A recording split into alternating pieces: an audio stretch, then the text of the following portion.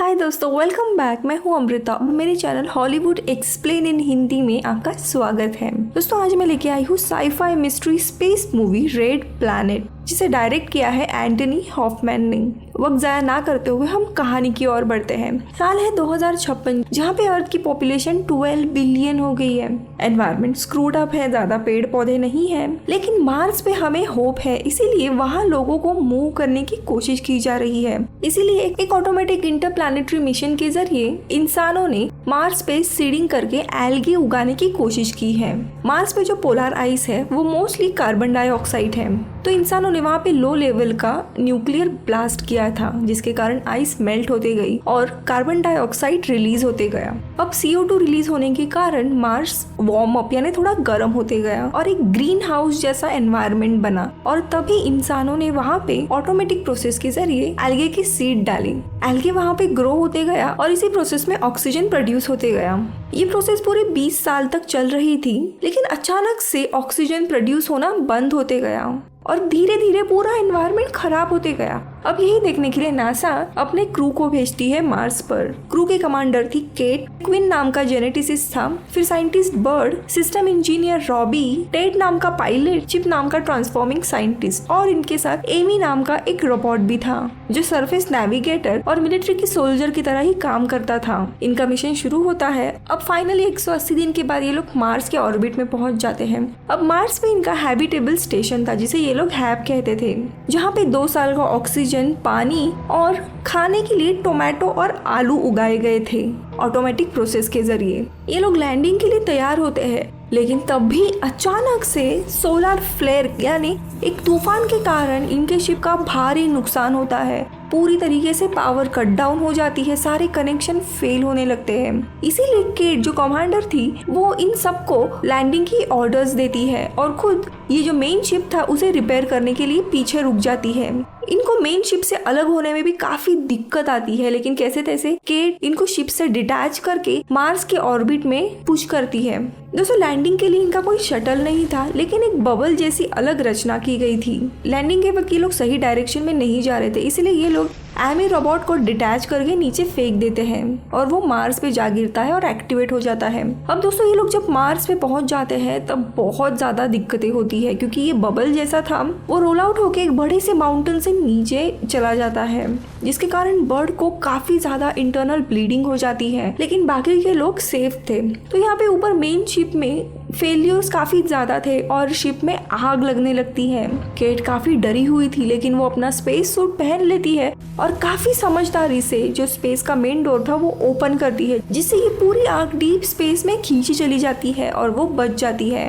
Ship में थोड़े बहुत प्रॉब्लम्स थे जो वो रिपेयर करने लगती है। अब दोस्तों, यहाँ पे इनको उस स्टेशन के यहाँ पे लैंड होना था, लेकिन अब कहाँ पे है कुछ पता नहीं था। कैसे तैसे ये लोग हैब की लोकेशन पता लगाते हैं और वहाँ जाने के लिए निकलते हैं, लेकिन बर्ड की हालत खराब थी, इसीलिए वही सजेस्ट करता है कि मुझे यहीं पे छोड़ के तुम चारों जन निकल जाओ। बर्ड के लिए मार्स पे पैर रखना ही काफी बड़ी बात थी, जो उसका सपना पूरा हुआ था, और वो रॉबी को कहता है कि मेरे पोती के लिए तुम मार्स से एक पत्थर लेके जाना, उसके दादाजी से उसके लिए गिफ्ट है। रॉबी भी सुन लेता है और वो बुजुर्ग उधर ही गुजर जाते हैं। ये चारों लोग आगे बढ़ते हैं। इसी बीच में केट बड़ी मुश्किल से शिप की पावर रिस्टोर करने में कामयाब होती है और शिप से ही वो उनकी लोकेशन का पता लगाने लगती है, लेकिन उसे सिर्फ बर्ड दिखाई देता है। यहाँ पे चारों का कुछ भी अता पता नहीं था। इन्हें काफी ज्यादा चलना पड़ता है और थोड़ी देर के बाद वो लोग अपने स्टेशन तक पहुंच जाते हैं, लेकिन वहां जाने पे पता चलता है वो स्टेशन पूरी तरीके से तबाह हो चुका है। और ये हालत देख के वो चौंक जाते हैं, क्योंकि स्टेशन किसी भी तूफान में खराब होने वाला नहीं था। वापस कैसे जाना है कुछ भी पता नहीं। अब थोड़ी देर के बाद मार्स पे अंधेरा हो जाता है। केट इन सबको ढूंढ ढूंढ के परेशान हो जाती है और फाइनली अर्थ पे वो सारी रिपोर्ट देती है कि अभी तक क्या हुआ और कैसे हुआ। तो दोस्तों, यहाँ पे अब इनके पास ना तो खाना, पानी, ऑक्सीजन कुछ भी नहीं था, इसीलिए चारों का मनोबल टूटने लगता है। यहाँ पे ये मिशन 20 साल से चल रहा था, उनकी सारी मेहनत खराब हो गई। मार्स पे नहीं तो एल्गी थी और पूरा एनवायरनमेंट भी वैसा नहीं था जैसे इन्होंने एक्सपेक्ट किया था। इनके पास अब ऑलमोस्ट 1 घंटे का ऑक्सीजन बचा हुआ था। उसी दरमियान क्वीन और रॉबी दोनों बातें करने बैठते हैं। दोनों काफी अच्छे दोस्त थे। दोनों को भी केट काफी पसंद आ रही थी और वो किसको सिलेक्ट करे इसी में दोनों का कंपटीशन था। तो दूसरी तरफ टेड और चिप एक पहाड़ की चोटी पे जा खड़े होते हैं। वो जगह काफी सुंदर थी, लेकिन इसी बीच में दोनों के बीच में बहस शुरू हो जाती है कि कैसे टेड एक पायलट होके उसने सही से लैंडिंग नहीं की। दोनों का झगड़ा थोड़ा हीटेड हो जाता है और उसी में गलती से चिप का हाथ लग जाता है टेड को और टेड नीचे गिर के मर जाता है। लेकिन वो चुपचाप वापस आता है और इनको कहता है कि टेड काफी डिप्रेस हो गया था और उसी के कारण उसने आत्महत्या कर ली। लेकिन ये दोनों भी टेड को जानते थे वो आत्महत्या करने वाला लड़का नहीं था, इसीलिए इन्हें चिप के बातों पे भरोसा नहीं होता। अब दोस्तों थोड़ी देर के बाद धीरे धीरे इनका ऑक्सीजन खत्म होता है और तीनों भी तड़पने लगते हैं और तभी रॉबी बेचैन होकर अपना मास्क खोलता है और तभी उसे फील होता है कि वो सांस ले पा रहा है उस एनवायरमेंट में भी। ऐसा लग रहा था मानो जैसे वो हाई एल्टीट्यूड यानी ऊंची पहाड़ी पे है, लेकिन आसपास सांस लेने वाली हवा थी और वो तीनों को भी अपने अपने मास्क निकालने के लिए कहता है। अब ये देख के क्वीन जो जेनेटिसिस्ट था वो काफी चौंक जाता है कि ये क्या चमत्कार है, लेकिन ये चमत्कार हमें प्लॉट में पता चलेगा। अब यहाँ पे मेन शिप में केट को अर्थ से रिस्पॉन्स आता है और वे लोगों से मिशन से वापस आने के लिए कहते हैं। तो दूसरी जगह पे मार्स पे अभी रात हो गई थी, ठंड काफी बढ़ गई थी और तभी वहाँ पे एमी जो रोबोट रहता है वो यहाँ आता है और इन तीनों पे अटैक करता है, जिसमें क्वीन के रिब्स को काफी लग जाता है। कैसे तैसे ये लोग उससे बच के भाग निकल आते हैं। दरअसल यहाँ पे एमी जब से मार्स पे क्रैश हुआ था उसका प्रोग्राम करप्ट हो गया था और तब से वो जो भी चीज मूव हो रही है, हिल रही है, उस पे अटैक कर रहा था। ये लोग एक जगह पे छुप जाते हैं और रात बिताते हैं। अब अगली सुबह अचानक से रॉबी को याद आता है कि 1997 में एक मिशन के तहत इन्होंने मार्स पे होवर भेजा था। वो जाके हम चेक कर सकते हैं, अगर वहाँ पे रेडियो मिलता है तो उसके जरिए हम कांटेक्ट कर सकते हैं। अब इस वीराने में उन्हें डायरेक्शन सही से पता नहीं था, लेकिन हब से वो कितना दूर है ये पता था। तो उस तरीके से वे लोग उस होवर को ढूंढ निकालते हैं। उन्हें रेडियो तो मिलता है लेकिन ऑलमोस्ट 50 साल तक उसका यूज नहीं हुआ था, इसीलिए रॉबी उसे रिपेयर करता है और कुछ घंटों के बाद शुरू होता है और वो बार बार मैसेज सेंड करने लगता है। अब ये सिग्नल दोस्तों अर्थ का एक सैटेलाइट पकड़ता है और उसके थ्रू अर्थ के लोगों को पता चलता है और वो केट को बताते हैं कि शायद मार्स पे लोग जिंदा है। उसे वो फ्रीक्वेंसी देते हैं कनेक्ट करने के लिए और फाइनली उसकी बात होती है इन लोगों से। अब दोस्तों यहाँ पे रिसर्च करने के लिए कुछ रिसोर्सेज थे ही नहीं, तो इनको बेटर यही था कि ये लोग वापस जाए। कैसे भी उन्हें मेन शिप तक पहुंचना था। केट फिर अपने सीनियर से डिस्कस करती है और उससे उसे पता चलता है कि जो हैप्पी स्टेशन है वहाँ से कुछ ऑलमोस्ट 100 किलोमीटर दूर पे रशियन प्रोब सिस्टम है, जिसके थ्रू ये लोग खुद को मार्स ऑर्बिट में लॉन्च कर सकते हैं।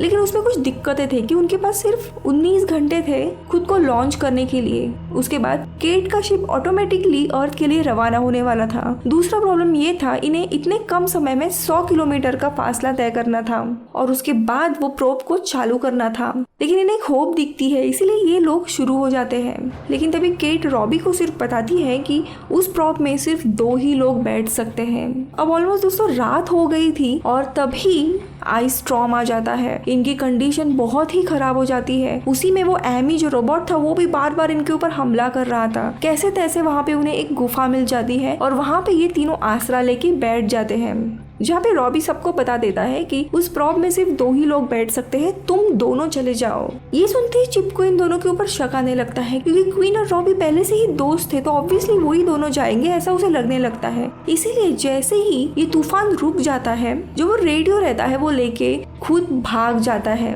ये दोनों थोड़ी देर के बाद उठते ही परेशान हो जाते हैं, लेकिन क्वीन का जो सूट था उसमें एमी के कैमरा के विजन्स दिख रहे थे कि कहाँ पे है वो, और तभी उन्हें उस रिकॉर्डिंग में चिप दिख जाता है। लेकिन एमी उस पे अटैक कर देता है और उसे मार डालता है।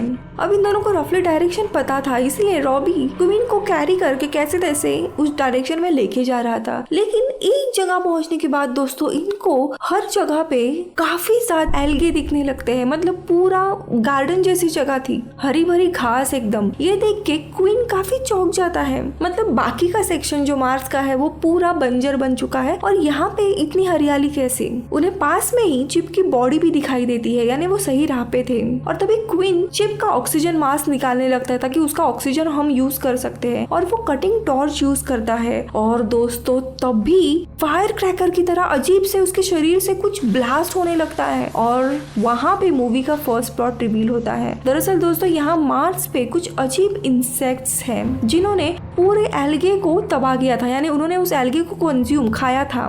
क्वीन एक जेनेटिसिस्ट था, यानी डीएनए पे स्टडी करने वाला साइंटिस्ट। तो वो इन इंसेक्ट्स को देखने लगता है, वो एक अंदाजा लगाता है कि ये मार्स पे जो इंसेक्ट्स हैं वो पहले से ही यहाँ पे रहे होंगे, लेकिन 20 साल पहले अर्थ से जो एल्गे स्प्रेड किया गया था वो इन्होंने कंज्यूम करना शुरू किया, जिसके कारण इन इंसेक्ट्स की पॉपुलेशन बढ़ती गई और इन्होंने मार्स का जो भी एल्गे बना था वो पूरा खा के खत्म किया। लेकिन ये इंसेक्ट्स जब वेस्ट प्रोड्यूस करते हैं तब उनके वेस्ट में भी ऑक्सीजन प्रोड्यूस हो रहा है और इसी ऑक्सीजन के कारण ये इंसेक्ट्स फ्लेमेबल है, यानी उनमें आग लगती है और फायर क्रैकर की तरह जलने लगते हैं। अपने खाने की तलाश में इन्होंने ही अपने हैबिटेबल स्टेशन यानी हैब को तोड़ मरोड़ दिया था। वो आगे बताता है कि अर्थ के लिए ये एलियन स्पीशीज है और हमारे साइंस की तुलना में कई अधिक कुशलता से ये ऑक्सीजन प्रोड्यूस करने में सक्षम है, यानी यहाँ पे जो पेड़ पौधे हैं उनसे कई अधिक मात्रा में वो इंसेक्ट्स के वेस्ट से ऑक्सीजन प्रोड्यूस हो रहा है। अगर हमने सही तरीके से इन पे रिसर्च की तो हम पूरे मार्स को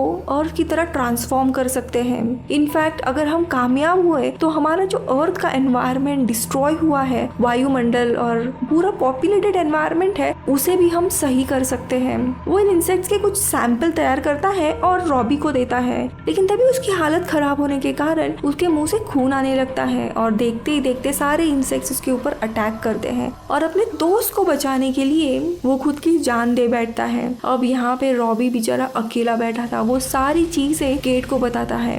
काफी दुखी था और केट उसे समझा रही थी, हौसला दे रही थी और उसे आगे बढ़ने के लिए कहती है। कुछ ही देर के बाद वो फाइनली उस प्रॉप तक पहुंच जाता है। केट उसे गाइड करती है उसे कैसे रिपेयर करना है, लेकिन दोस्तों वो मायूस हो जाता है जब उसे पता चलता है कि इसमें इतनी पावर ही नहीं है कि ये लॉन्च हो पाए, ना ही उसमें एक्स्ट्रा बैटरीज है। इसके बाद रॉबी एक एक करके सारी इंफॉर्मेशन केट को देने लगता है कि ये इंसेक्ट्स कैसे हैं और जल्द से जल्द किसी को मार्स पे भेजो ताकि इंसेक्ट का सैंपल कलेक्ट कर सके, जिसके कारण हमारी अर्थ भी बच सकती है। और थोड़ी ही देर के बाद दोस्तों केट के जाने का वक्त हो जाता है और रॉबी के सामने ही वो मार्स से उसकी शिप चली जाती है। वो मायूस हो जाता है पूरी तरीके से।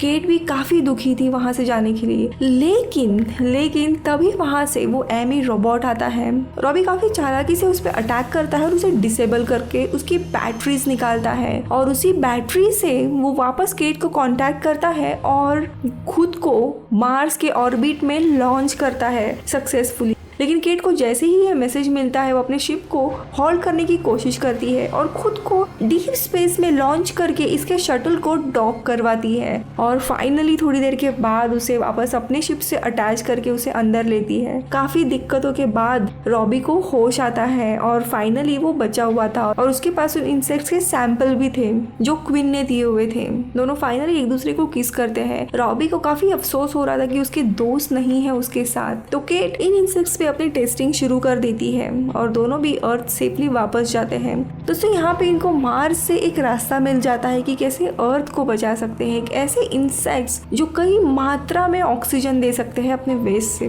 काफी अच्छी और अमेजिंग स्टोरी थी, हिंदी में अवेलेबल नहीं है और अगर आपको ये वीडियो पसंद आया होगा तो प्लीज इसे लाइक कीजिए, अपने दोस्तों के साथ शेयर कीजिए। मैं मिलूंगी आपसे अगले वीडियो में, तब तक के लिए बाय बाय।